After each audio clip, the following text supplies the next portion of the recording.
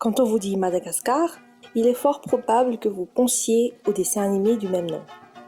Vous savez sûrement que Madagascar est bel et bien un pays, mais peut-être que vous demandez qu'est-ce qu'il y a à voir à Madagascar.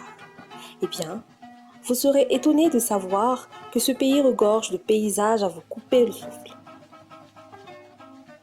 Commençons tout de suite avec l'allée des Baobabs. Impossible de visiter l'île Rouge sans passer par l'allée des Baobabs dans le sud-ouest du pays. Cette allée vous laissera juste sans voix.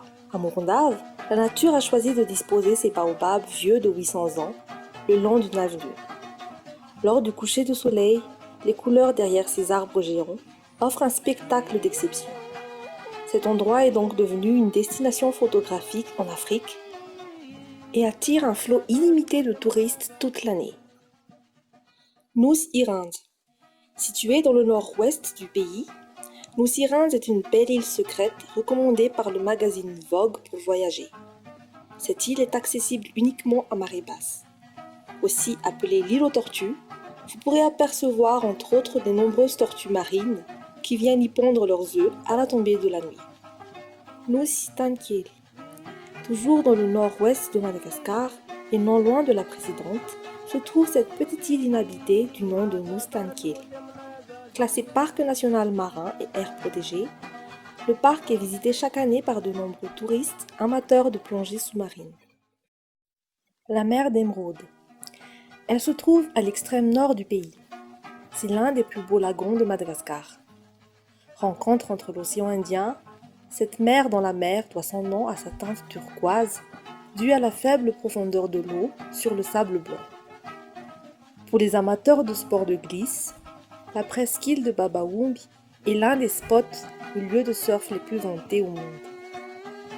D'après le National Geographic, Babaoumbi est un incontournable pour tous les amoureux du kitesurf et fait partie des 13 meilleurs spots dans le monde entier. L'île de Sainte-Marie. Elle se trouve au large de la côte est de Madagascar.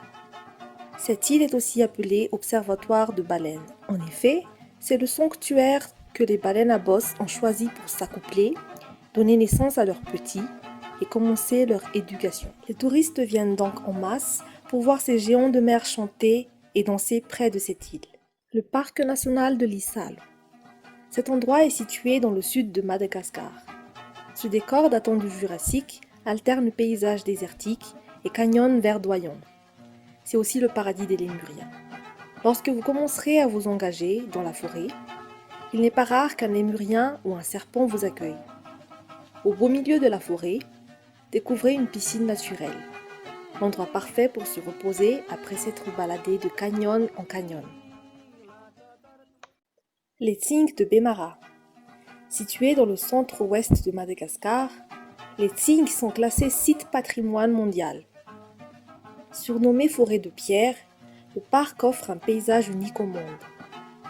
Les Tsings sont sortis de terre il y a des millions d'années, offrant un décor de science-fiction jamais vu ailleurs. Tranchants comme des rasoirs et pointus comme des éperons, seuls les lémuriens peuvent s'y déplacer. On se demande bien comment ils font. Si vous avez aimé la vidéo, n'hésitez pas à liker et à vous abonner pour ne rien rater.